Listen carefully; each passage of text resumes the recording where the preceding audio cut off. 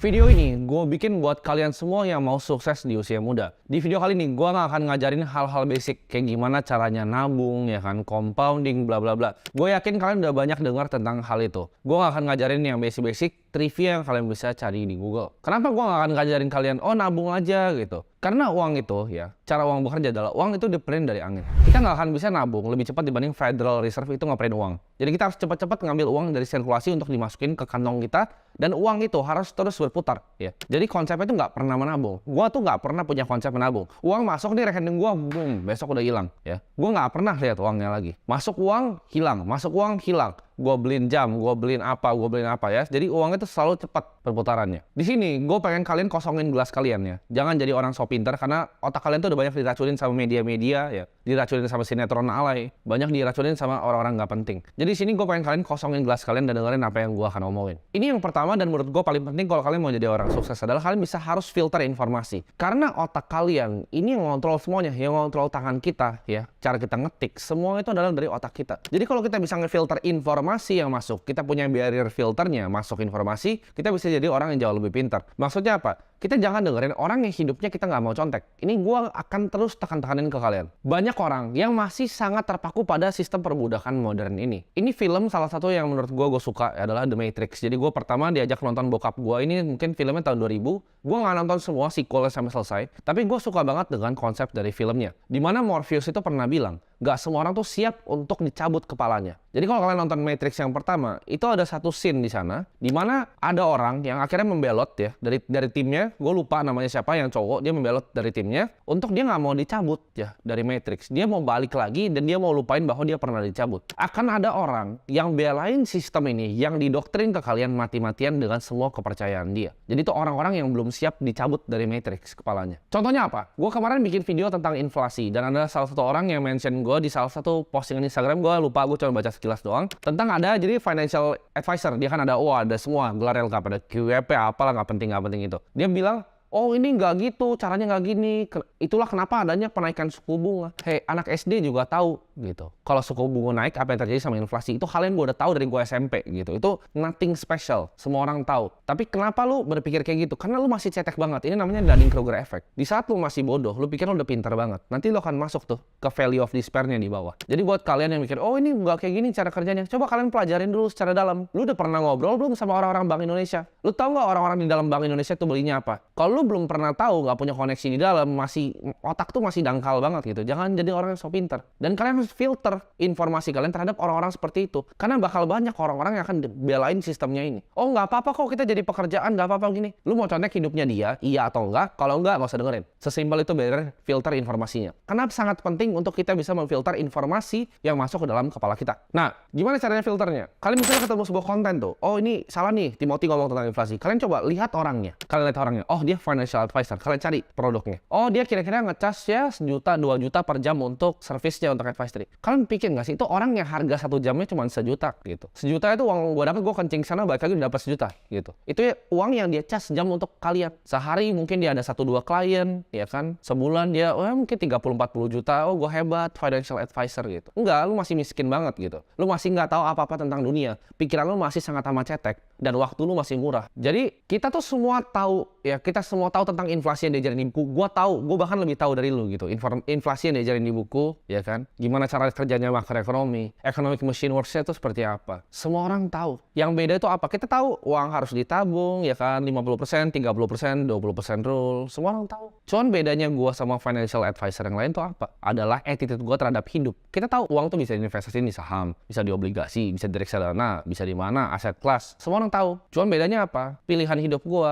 Itu financial advisor yang kalian dengerin, itu terbang ke Bali aja naik pesawat ekonomi. Dia nggak punya KrisFlyer 500.000 miles gitu. Dia kemana-mana cuma naik pesawat ekonomi, cari hotel, ya sayang sama keluarganya gitu, bintang 4. Itu bukan, kita punya konsep yang sama tentang uang, tapi kita tuh punya konsep yang berbeda tentang hidup. Gue nggak mau hidupnya seperti itu. Terserah, kalau kalian mau dengerin orang kayak gitu, mau jadi orang kayak gitu, terserah. Cuman itu barrier pertama, filter informasi kalian. Masa mau ngajarin financial freedom masih cicil mobil? Masa Innova aja dicicil? Katanya ngajarin financial freedom. Nah, ini tadi sampai ketawa nih videografer gue. Nggak panas itu pantatnya? Menjadi cicil. Panas. Ngapain lu ngajarin orang-orang financial freedom? Oh, kita compounding ya, 8% setahun. Lu aja belum kaya gitu. Belum punya duit gitu. Ya jadi nggak usah ngajarin orang. Jalan-jalan ke Bali ya ya kan, cari hotel atau nggak cari villa ya 2-3 juta semalam gitu kan, happy, ada kolam kecil. Villa yang gue sewa tuh 30 juta semalam. Cari tempat yang dekat sama Sisi. Malam datang Sisi ada welcome-nya gitu. Kita semua punya konsep sama tentang uang, tapi hidup kita berbeda. Jadi mau dengerin yang mana? Hati-hati ya, jadi di film Matrix tuh banyak ada agennya ya kan. Jadi pertama kali si Neo itu dimasukin ke programnya, ada cewek yang pakai baju merah. Itu tes pertama dia. Dia ngeliat cewek itu terus jadi agen ditembak gitu. Nah, cewek dengan baju merah ini itu ada banyak format. Jadi jangan lihat cewek yang berbaju merah ini. Jangan terdistract sama tujuan kalian. Jadi kalau ada cewek berbaju merah tuh kayak gitu mau sok-sok pintar gitu, nah itu agen dari Matrix. Ya, itu ditembak kalian. Kalau kalian dengerin dia, oh ya udahlah, gua hidupnya ya gua reksadana indeks lagi lah. Gua 8% lagi, gua stable lagi gitu. Kalau kalian mau keluar, mau punya hidup yang kalian mimpin, itu bukan caranya. Di sini salah satu trait untuk bisa sukses adalah kalian komit ke sesuatu yang kalian udah janji kalian mau lakuin. Janganlah jadi kutu loncat gitu. Gue banyak banget punya temen yang mau sukses. Dia coba jadi agen asuransi. Baru coba 3 bulan dia kayaknya bukan buat gua. Dia coba jadi agen properti. Kayaknya bukan buat gua. Coba jadi videographer. Kayaknya bukan buat gua. Hidup lu mau jadi apa? Baru coba satu, lompat ke yang lain. Yang ini dia susah dikit, lompat lagi. Setiap ada hal susah di hidup lu, bikin bisnis, suppliernya begini, bikin bisnis, ini, aduh akuntan gua pusing. Setiap kalian ada masalah, kalian kabur dari masalahnya, ya. Terus kalian nyalain dunia, nggak bisa begini, terang aja dia privilege, makanya bisa jalan. Oh dia bapaknya ini ada orang dalam. Kenapa lu pusingin bapaknya ada orang dalam? Kenapa nggak lu cari koneksi aja biar lu bisa punya orang dalam masuk ke perusahaan itu? Gampang kan? Cari perusahaan. Ya, lu mau masuk perusahaan mana? Cari perusahaan, cari di LinkedIn. Siapa yang kira jadi atasan kalian? Ajak ngobrol. DM di Instagram. Oh, gue punya value ini, gue bisa bantu lu. Ketemu di luar, ya kan? Kasih 1 whisky, 2 whisky. Selesai kan? Masuk. Orang dalamnya punya sendiri. Ngapain minta bapaknya dia? Jadi jangan jadi quitter. Jangan baru coba sekali 2 kali kalian keluar kayak kutu loncat. Kalau udah decide ngelakuin sesuatu, misalnya, oke, gue mau bikin ini. Fokus, komit. Ya, komit dan punya disiplin sama diri kalian sendiri. Jangan jadi banci, kalau susah dikit itu langsung menyerah. Semua mau kerja, mau bikin bisnis itu nggak ada yang gampang. Ya. Pilih satu industri, fokus di satu industri, 5-10 tahun, percaya gue, fokus 5-10 tahun, makan tai aja dulu. 5 tahun pertama makan tai, mungkin tahun ke-6 lu udah hasil sedikit, 10 tahun abis dengar video ini, lu fokus ke satu yang lu udah janji dan komit sama diri lu sendiri. Gue yakin hidup lu pasti berubah dalam 10 tahun. Masalahnya orang itu, mereka bilang multiple stream of income. Apa multiple stream of income? Bikin satu dulu dalam, sumurnya dalam satu, ya mau jadi konglo boleh ke samping gitu. Perhatiin, semua konglo di Indonesia itu berasal dari satu bisnis. Semua konglo yang kalian lihat, mau Sampurna itu dari rokok pertamanya. Jadi lubang dalamnya itu dari rokok. Baru dia bikin Sampurna strategik di atas, baru pisah ya. Astra tuh dalamnya di mobil, baru dia bikin pisah. Sinarmas tuh di CPO, di mining, ya dalam dulu, pulp and paper, gitu. Baru pindah properti, bikin BSD. Lu aja baru satunya baru segini gitu. Udah mau bikin multiple stream, mau tambahin income sini. Miskin lu, nggak bisa jadi kaya. Fokus, komit, dan disiplin. 10 tahun di satu industri. Ini advice yang gue bakal kasih itu bakal nantang conventional wisdom ya. Ini bakal bikin orang banyak yang kesel. Tapi gue akan saranin kalian, kalau kalian masih muda, jadi super duper ambisius di karir yang kalian mau kejar. Hidup itu singkat dan time is ticking. Kalian harus serang terus karir kalian ya. Kalian mau jadi yang terbaik di satu bidang, mau jadi tukang nasi goreng, percaya. Lu mau jadi tukang nasi goreng, tapi lu yang terbaik satu Indonesia, lu akan jadi kaya. Lu mau jadi videographer, ya videographer, tapi lu terbaik satu Indonesia, lu akan jadi kaya. Pokoknya semua lu mau nyapu kayak ya, lu mau nyapu nih, tapi lu yang terbaik nyapu di satu Indonesia, lu akan jadi kaya juga, percaya. Kalian harus super duper ambisius. Jadi jangan anggap kerja itu kayak part time job gitu. Di sini gue bukan bilang ya, karena ada yang gue suka bilang kalian untuk bikin bisnis sendiri, kalian masih kerja. Gue bukan jelek-jelekin orang yang kerja. Maksud gue gini, misalnya kalian bekerja, gini, kalian kerja dari jam 9 sampai jam 5 misalnya. Kerja masuk jam 9, pulang jam 5. Terus aduh pulang Netflix santai-santai. Gue nggak ada waktu untuk bikin bisnis. Gue nggak pernah suruh kalian untuk keluar. Kalian kerja aja jam 9 sampai jam 5 ya. Itu pun gue nggak yakin kalian kerja full. Ya selip-selipin 30 menit sejam dalam kerja ya. Terus pas pulang kerja, sampai rumah, duduk depan komputer. Lakuin yang kalian mimpin, lakuin yang kalian pengen. Pasti ada waktu. Lu tuh cuman alasan aja gitu. Kerjanya capek, lu cuman alasan. Lu males. Lu kalau tanya, beberapa dari karyawan gue yang kerja sama gue sampai sekarang, gue telepon mereka tuh kadang jam 2 pagi, jam 3 atau videographer, gue bener gak?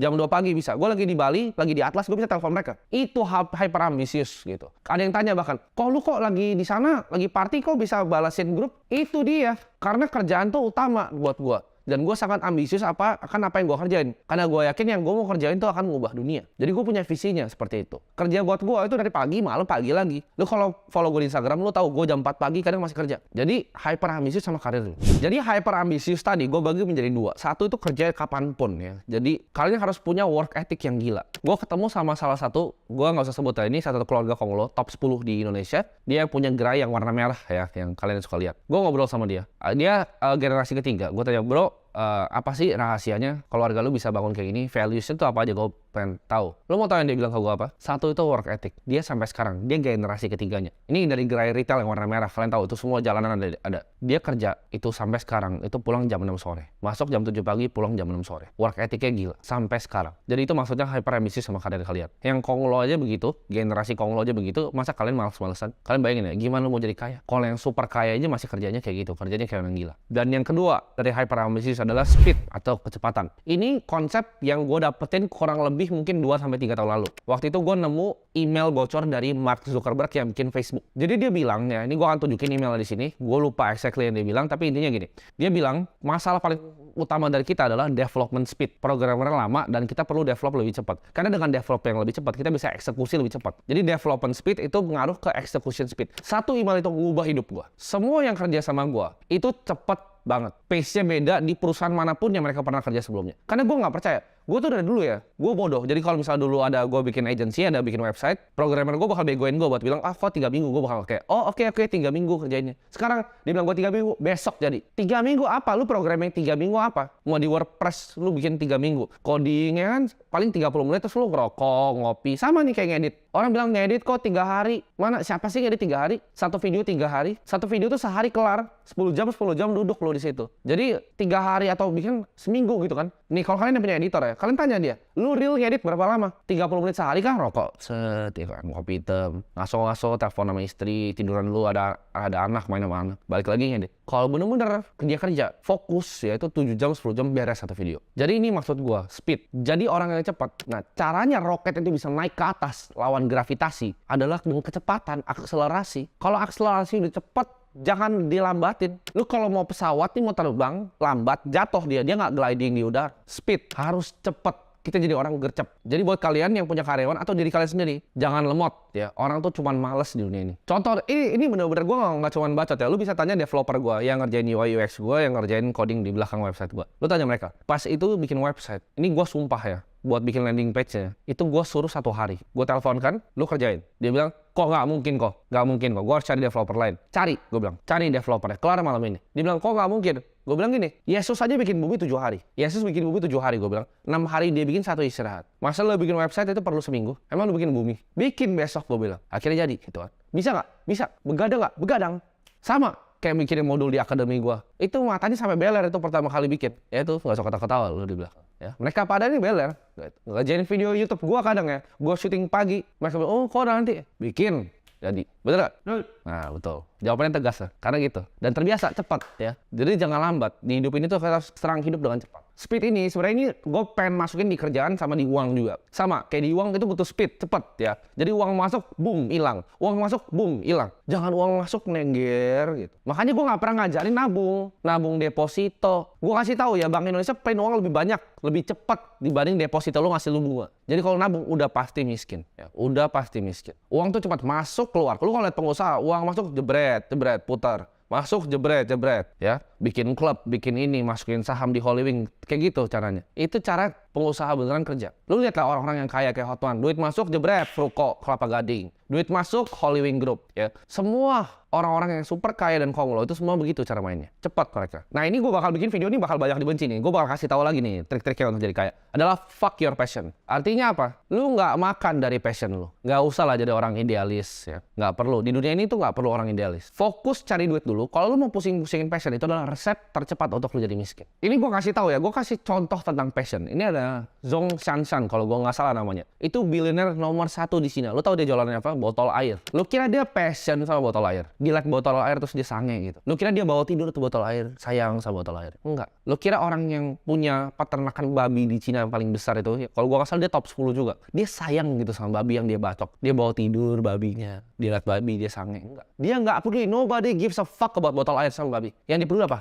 uang masuk. Jadi money in dulu, money in yang lain belakangan, passion belakangan, ya. Bodoh amat lu jualan botol air, passion lu diat sama cewek ya itu passion lu. Jangan gabungin nih mesin uang lu ini sama passion lu. Lu tanya gua passion nggak lakuin apa yang gua kerjain? Ya gua nggak passion, tapi itu karena dapat duitnya aja gitu. Jadi kita nggak perlu fokus di apa yang kita passion. Passion gua banyak, passion gua basket ya. Makanya gua ada klub IBL. Itu passion gua. Tapi apakah ini akan ngasilin gua duit? Ya pasti enggak gitu. Pasti enggak, boncosnya miliaran per tahun. Dan gua juga tahu karena itu passion gitu. Jadi jangan di mix nih. Begitu ini kegabung passion dan bisnis, lu jadi resep untuk jadi miskin. Konsepnya adalah ubah passion ya, ubah passion. Kalau ngelihat nih keluarga lu susah, diri lu susah, adik lu susah, itu yang lu lihat. Emak lu susah, itu yang lu lihat. Fuck passion lu, urusin mereka dulu. Dengan apa? Dengan bikin mesin yang ngasilin uang, bukan mesin yang untuk fuel passion lu. Ntar passion juga ganti-ganti kok. Lu hari ini suka golf, besok suka tenis gitu. Berubah-ubah kok passion orang. Jadi nggak perlu lah kejar-kejar kayak gitu, nggak ada. Jadi follow your passion ya kan, ikigai nggak usah lah, nggak penting. Ini kalau lu punya mimpi ya, saran gue adalah lu triple down. Gue balik lagi ke yang konsep pertama, fokus. Warren Buffett sama Bill Gates itu pernah dikasih kertas sama bapaknya. Gue lupa bapaknya Warren atau bapaknya Bill, lu cari, terserah itu. Antara dua itulah, tapi konsepnya sama. Dia kasih kertasnya, terus dia bilang, coba lu berdua tulis satu kata yang bikin lu sukses. Warren Buffett sama Bill Gates berdua. Lu tau tulisannya apa? Fokus. Mereka nggak kong kali kong, nggak ngobrol. Mereka sama tulis fokus. Warren Buffett itu build Berkshire Hathaway itu berpuluh-puluh tahun. Bill Gates bangun Microsoft itu berpuluh-puluh tahun dan nggak pernah pindah perusahaan. Satu industri selama puluhan tahun sama dengan sukses. Jadi jangan pindah. Jangan lu baru coba mau jadi videographer, lu pindah industri. Jangan lu coba baru jadi agen properti, lu pindah industri. Lu pertama nih dari agen properti, lu jualannya jago. Oh, oke. Ini gue ajarin nih gimana cara naik ya agen properti. Jualan tambah jago, tambah banyak. Oke, gue udah mulai ngasil ratusan juta nih per bulan. Oh, gue mulai tahu nih tipe-tipe rumah yang paling gampang gue jual tuh yang gimana. Oh, yang segini kali segini. Oh, yang bahannya tuh ini. Oh, orang ambil tipenya paling banyak. Lama-lama jadi developer sendiri. Lu kumpulin uangnya ya kan, lu beli tanah ya, mulai jualan brosur, lu bangun sendiri. Lu udah jadi developer properti. Ntar naik lagi, lu punya perusahaan konstruksinya, lu punya toko bangunan atau apa. Tapi intinya satu industri selama berpuluh-puluh tahun, gak usah pindah. Jangan tunggu timing ya kan, jangan tunggu timing. Oh, ini gue belum timing yang pas untuk mulai ini. Ini belum timing yang pas. Hajar aja dulu, fokus ya. Hajar dulu, beraniin diri dulu, habis itu fokus, komitmen. Jangan lu bilang, oh kok dia bisa trading miliaran gitu, kok gue baru trading rugi. Lu baru trading 3 hari, 3 hari. Kripto buka 24 jam, ada 365 hari, lu baru 3. Terus dia bilang, oh ini kayaknya ini scam nih, atau kayaknya bukan buat gua. Tuh lu yang goblok gitu ya. Lu baru coba 3 hari udah bilang ini gagal. Jadi jangan jadi orang kayak gitu. Kalau mau sukses di hidup itu nggak gampang. Antara lu mati atau terbang. Maksudnya apa? Bikin usaha atau kalian mau keluar dari matrix. Itu ibarat lu lompatnya dari tebing ini baru bikin pesawat pas OTW turun. Antara lu mati sekalian atau terbang. Jadi nggak ada dua-dua, nggak ada di tengah gitu. Antara lu mati nabrak semua pesawatnya nggak jadi, atau lu terbang pesawatnya jalan. Dan kalau lu kombinasiin semua faktor yang gue kasih tahu di video kali ini, lu pasti akan terbang. Ini saran yang mungkin gue diomelin ya sama semua orang tua di Indonesia. Tapi jangan takut untuk ngehindarin yang namanya universitas atau kampus. Ini konteksnya kalian harus dengar baik-baik ya. Maksud gue gini, kalau kalian tahu apa yang kalian mau lakukan secara spesifik yang membutuhkan kampus, kalian datang ke kampus. Contohnya, kalian mau jadi dokter. Kalian punya cita-cita mau jadi lawyer, mau punya law firm besar kayak Hotman Paris. Itu kalian harus masuk kuliah ya. Kalian bisa kuliah 4 tahun, tapi kalian tahu ya kan, next-nya apa yang kalian mau lakukan. Tapi buat kalian nih yang nggak tahu nih, aduh pas masuk kuliah, anjrit gue kuliah apa ini? Jangan masuk kuliah. Lu kan buang 4 tahun waktu hidup lu. Lu akan ambil degree yang lu nggak butuh, yang lu nggak pengen, yang lu nggak mau untuk nggak jadi apa-apa. Tapi kalau udah punya spesifik nih, misalnya, oke, gue mau jadi analis di capital market. Oke, gue mau masuk ke kuliah di Prasmul gitu, mau ambil finance, itu boleh. Oke, gue mau hukum, mau ambil di UI. Oke, gue mau jadi dokter, mau ambil di Airlangga, itu terserah. It's okay gitu. Tapi kalau lu nggak tahu nih, terus lu cuma ngambil kayak business creation, ya, management, udahlah, nggak perlu ya, nggak perlu. Lu bisa skip itu 4 tahun, lu cari ilmunya di YouTube, di Google, di ChatGPT. Lebih tinggi ilmu lu. Jangan takut akan gagal kalau kalian nggak masuk kampus. Karena masuk kampus tuh nggak ada garansi lu bakal bisa sukses. Nggak ada garansi lu dapet kerjaan kok. Di kampus nggak ada, oke kalian masuk sini pasti dapet kerjaan. Nggak ada. Kalian harus terima bahwa di hidup tuh kalian pasti gagal. Gua gagal berkali-kali bisnis gua. Kalian pasti gagal. Dan kalian harus terima. Gagal pertama kali, kedua, ketiga. Kalau gua orangnya, gua akan gagal 1001 kali. Itu pun gue gak akan nyerah. Jadi jangan jadi pecundang, jadi banci kayak gue bilang tadi di awal. Baru coba ini nyerah, baru coba ini nyerah. Gue itu gak pernah nyerah. Gue bener-bener gak pernah nyerah. Apapun yang gue lakukan, gue taruh hati gue 300%, gue triple down, fokus cuman kerjain hal itu. Kalau kalian lakukan hal yang sama, kalian akan dapat result yang sama. Terima bahwa gagal itu adalah hal yang wajar dan improve ya. Improve 1% setiap hari. Bilang ke diri lu, setiap hari gue akan at least 1% better. 1% lebih baik. Itu yang selalu gue ngomong tiap pagi. Gue akan 1% lebih baik ya. Gue selalu anggap gue adalah orang paling goblok di dunia, orang bodoh ya. ya. Jadi gue mau belajar terus. Dari semua orang, setiap orang gue bisa belajar. 1% setiap hari. Setahun itu 365%. Udah tinggi banget, compounding terus. Karena yang compounding bukan cuma uang, tapi ilmu yang ada di otak. Informasi yang ada di otak itu compounding juga. Mental gue tuh selalu win or learn. Antara gue menang atau gue belajar. Nggak ada kegagalan, adanya belajar. Orang banyak bilang kan, fokus improving kelemahan kalian. Nggak. Gue akan kasih tau kalau nggak. Jangan stres untuk improve kelemahan kalian. Tapi cari apa yang kalian jago dan kalian harness itu. Kalian cari apa yang kalian paling jago dan kalian harness. Contohnya, Stephen Curry itu nggak jago ngedang. Dia nggak akan latihan ngedang-ngedang terus kan. Of course dia bisa ngedang sekali-sekali. Cuman dia jagonya apa? Dia nembak jagonya. Dia jago dribble. Dia jago create plays ya. Off the ball movementnya bagus. Itu yang dia fokus, dia apa yang dia jago. Kyrie Irving itu jago dribble sama finishing around the rim. Dia nggak tiba-tiba dari tengah lapangan nembak kayak Stephen Curry, ya kan? Dia nggak lakuin hal itu. Dia masuk gitu ke dalam. Kalian lihat orang-orang di NBA aja fokus. Dia nggak fokus untuk ngembangin kelemahan dia. Dia tahu apa yang dia jago dan lakuin hal itu. Sama kayak gue. Gue tahu hal apa yang gue jago dan gue drill dalam situ. Jangan stress over something yang lu memang nggak jago. Itu nggak penting ya. Fokus di apa yang lu jago. Karena dengan lu fokus di apa yang lu jago, skill lu meningkat, lu akan tambah pede dengan skill lu sendiri. Jangan pernah takut untuk kerja keras, jangan pernah takut untuk belajar keras. Jadilah gelas yang kosong. Selalu anggap kalau gue orang paling bodoh di dunia. Pelajaran terus tentang uang, gue juga sampai sekarang setiap hari. Gue tuh orang bodoh, jadi kalian dengerin gue orang bodoh ya. Gue pelajarin terus tentang uang, gue pelajarin terus tentang bisnis. Oh, kong lo tuh gimana? Tiap ketemu anak kong lo, gue tanya, oh values keluarga lo apa sih yang bisa bikin lo sukses? Itu adalah yang gue pelajarin terus, setiap hari. Ya. Ini kata-kata dari Elon Musk. Lo kan dibayar dalam proporsi seberapa besar suatu masalah atau problem yang lo selesaikan. Maksudnya apa? Lo mau kayahan, mau dapat duit, ini gue kasih rahasianya. Kenapa orang yang McD itu gajinya UMR? Karena problem yang diselesaikan apa? Burger, ya kan, masukin Kenapa Grab itu nggak bisa kaya driver? Karena problem yang diselesaikan adalah nganter. Problemnya adalah problem kecil. Sedangkan yang bikin Grab, problemnya yang diselesaikan apa? Jauh lebih besar kan skopnya dibanding drivernya. Problem yang foundernya McD bikin untuk bikin McD kayak gitu, itu lebih besar kan dibanding yang McD yang burger gitu. Karena kalau kalian cuma ganti-ganti burger gitu, kalian bisa digantikan kapan aja. Problemnya kecil. Dan itu banyak orang yang mau kerja di tempat kalian. Jadi justru sangat kompetitif. Di bawah situ sangat kompetitif. Makin besar masalah yang lu selesaikan, akan lebih besar uang lu. Makin kecil masalah yang lu selesaikan, makin kecil juga uangnya. Contoh, kalau lu kayak Elon Musk, mau coba untuk bawa orang ke Mars, bikin satelit di atas, bikin mobil listrik, baterai lu bikin revolusi baterai gitu. Ya of course lu akan jadi kaya. Kalau lu bisa nanti kelarin kanker, lu juga pasti akan jadi super kaya. Tapi kalau lu cuman burger, itu gak akan pernah bisa jadi kaya. Lu cuman akunting, journal entry, itu gak akan pernah bisa jadi kaya. Lu jadi jaga gudang gitu, itu gak akan pernah bisa jadi kaya. Karena problemnya kecil dibanding orang lain. Lu harus punya skill set yang gak banyak orang punya dan gak jadi gampang untuk digantiin. Gue kasih contoh. Kalau misalnya lu adalah sebuah blockchain engineer di salah satu cryptocurrency firm, menurut lu akan bisa digantiin besok? Jawabannya enggak. Tapi lu kalau cuma driver, lu supir, apakah bisa digantiin besok? Bisa. Kalau adalah security engineer di database-nya misalnya Oracle, apakah lu akan bisa digantikan di Oracle dengan gampang gitu? Enggak. Lu senior developernya di back-end Oracle gitu, database-nya, apakah gampang digantiin? Enggak. Perusahaan ERP besar susah ganti-gantiin orang ya. Skillnya in demand, orang banyak butuh dan gak gampang digantiin. Serta itu menyelesaikan masalah yang besar. Kalau kalian masuk ke dalam suatu ruangan ya, di pertemanan kalian, dan kalian adalah orang yang paling pintar, itu cepet-cepet kabur dari ruangan itu ya. Kita harus di ruangan dimana kita adalah orang yang paling bodoh. Dan ini tips ya, kalian banyak nanya gue tips untuk networking gimana. Kalau lu mau sukses, lu harus bergaul dengan orang sukses. Tapi bergaul dengan orang sukses itu ada caranya. Jadi caranya gini, lu kalau di meja nih ya, gue sering banget kalau misalnya gue liat orangnya agen asuransi, oh dia pasti pamer langsung. Oh gue punya ini, gue punya ini, gue paling cuman oh iya bro, ya keren banget lo bro gitu. Cuman kalau gue di meja sama konglo beneran nih, orang-orang sukses beneran, anak-anak orang kaya, cara ngomong itu berbeda. Gue kebanyakan bahkan diem. Kenapa? Karena gue ngomong, gue tahu mereka lebih tahu banyak hal. Kalau gue ngomong dari mulut gue,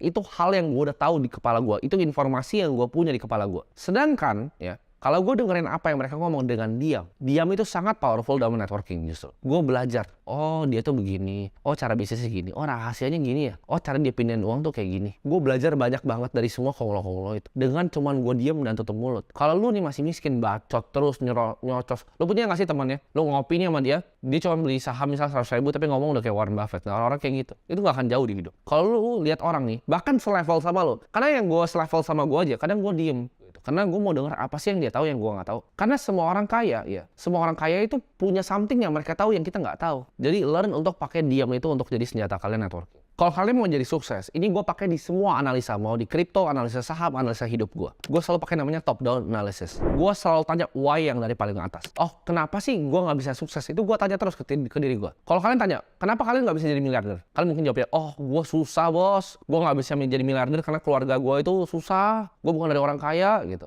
Itu kan belief yang kalian punya. Itu kepercayaan diri kalian yang kalian punya. Oke, lu nggak percaya kepada diri lu bahwa lu bisa ngasihin 1 miliar. Tanya, kenapa lu bisa nggak percaya sama diri lu? Kenapa lu nggak punya belief sama diri lu sendiri? Kalau lu bisa dapetin 1 miliar gitu. Karena gue bilang ya, kenapa kalian bahkan nggak percaya? Misal gue bilang, lu pasti bisa dapat 1 miliar. Lu akan mikir, 1 miliar mungkin nggak ya? Kayaknya susah ya 1 miliar. Gue bisa nggak ya? Itu kalian limit kepercayaan kalian sendiri. Kalian harus bilang, gue bisa untuk dapetin 1 miliar. Kenapa kalian akan mikir, oh kayaknya susah? Karena tadi yang awal bilang, tiap kalian kerjain sesuatu, kalian tuh banci dan pecundang. Baru susah dikit, kalian keluar. Jadi kalian nggak punya belief. Coba kalau kalian stick terus nih. Oke, 3 tahun kalian lihat hasilnya. Oh ya, prosesnya gini ya, uang gue makin banyak. Itu kalian akan lebih pede. Oh, kalau nextnya segini, bakal bisa. Misalnya, lu target 100 juta pertama. Dalam 6 bulan atau setahun lu dapat. Oh, oke, 100 juta bisa nih, ya kan? Tadinya gue nggak punya, gue jadi punya. Sekarang targetnya lagi 1 miliar. Wah, jauh nih. Tapi gue yakin nih, karena gue udah pernah dapat 100 juta, 1 bulan bisa. Bedanya sama kalian yang baru target 100 juta nih. Terus di 80 juta, oh berhenti. Aduh, kayaknya susah. Kalian nggak akan pernah nyampe ke 1 miliar. Karena kalian nggak punya kepedean itu. Karena pede itu dibuild dari lakuin apa yang kita komitmen sama diri kita sendiri. Ya, jadi komit sama diri kalian sendiri. Percaya bahwa kapasitas diri lu sendiri, bahwa lu bisa ngubah hidup keluarga lu bisa jadi miliarder. Taruh 10-20 tahun di satu industri, fokus dan jangan kanan kiri. Komit di apa yang lu udah janji sama diri lu sendiri saat lu nonton video ini. Gue yakin suatu saat nanti lu balik ke video ini, lu komen, lu thank you sama gue bahwa lu udah ngubah hidup lu mungkin 5-10 tahun lagi.